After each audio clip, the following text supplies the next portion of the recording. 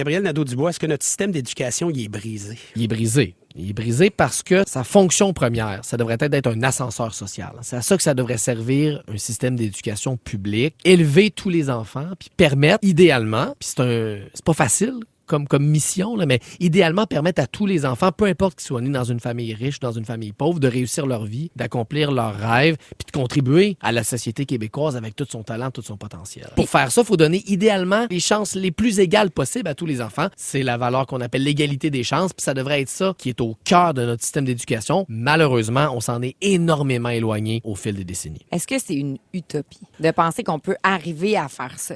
C'est un peu une utopie. C'est un idéal. C'est quelque chose qu'on aimerait atteindre. Mais là, en ce moment, non seulement on ne l'atteint pas complètement, mais on fait le contraire. On fait précisément le contraire. Ce que fait notre système d'éducation au Québec, c'est qu'il prend les inégalités qui existent déjà dans la société, parce que c'est un coup de dé, hein? On choisit pas la famille dans laquelle on est. Claire. On peut venir au monde dans une famille plus riche, où nos parents sont allés à l'université, où il y a des livres partout, où on apprend vite à lire, où on est stimulé. Puis on peut venir d'une famille où il y a moins de scolarisation, où il y a plus de difficultés, les familles monoparentales, name it. Donc il y a des inégalités au départ. Les enfants arrivent pas à l'école déjà égaux. Ils arrivent déjà un peu inégaux. Puis en ce moment, ce que fait notre système d'éducation, c'est la pire affaire. Ils creusent le clivage. Ils creusent l'écart entre les enfants au lieu d'essayer d'égaliser les chances. Parce qu'il y a plusieurs vitesses dans notre système d'éducation. Exact. Ça, là, tu en parles, Gabriel, dans ton ouvrage. Quelles là. sont ces trois vitesses? En fait, on n'a pas un système d'éducation. Au Québec, on a 3 systèmes d'éducation en un. La première vitesse, c'est le privé, on est l'endroit au Canada où on finance le plus, et de loin, hein, les écoles privées avec des fonds publics. Et ces écoles-là ont un privilège, une chance incroyable. Ils peuvent choisir leurs élèves. Ils peuvent choisir qui rentre. Ils peuvent les renvoyer quand ils veulent ou à peu près. Et ils imposent des frais de scolarité qui font en sorte que la grande majorité des gens n'ont pas les moyens d'aller à l'école privée. Ça, c'est la première vitesse.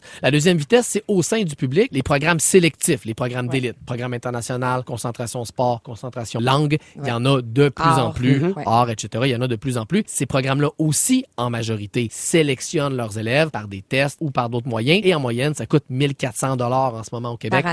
Par année. Aller dans ces programmes-là. Oui. Il y a à peu près une famille sur 2 qui vit d'un chèque de paye à l'autre. Faites le calcul. Il y a bien des familles qui n'ont pas ces moyens-là. Ceux qui restent s'en vont où? Dans le fameux régulier du secteur public, la 3e vitesse de notre système. Et ce que je documente dans le livre que j'ai publié cette semaine, c'est que c'est dans cette vitesse-là, dans cette 3e vitesse du réseau, que les écarts entre garçons et filles explosent. Quand on voit des statistiques en général sur le retard des garçons à l'école, on voit beaucoup des chiffres généraux. On nous dit en général, les garçons sont en retard sur les filles. Décrochent plus. Décrochent plus, maîtrisent moins bien le français, vont moins au cégep, vont moins à l'université. Mais quand on regarde dans le détail, on réalise qu'au privé, les écarts gars-filles sont tout petits, voire presque insignifiants. Les filles sont quand même toujours au-dessus du peloton. Toujours un petit peu, mais tu sais, au-dessus de 1, 2 ou 3 %, bon, on voudrait que ça soit parfaitement égal, mais bon, c'est pas la fin du monde. C'est dans les classes régulières du réseau public, dans la 3e vitesse, où là, l'écart gars-filles, il explose. On parle de différences qui sont vraiment majeures. Donc, c'est le problème du retard scolaire des garçons. Il est beaucoup là.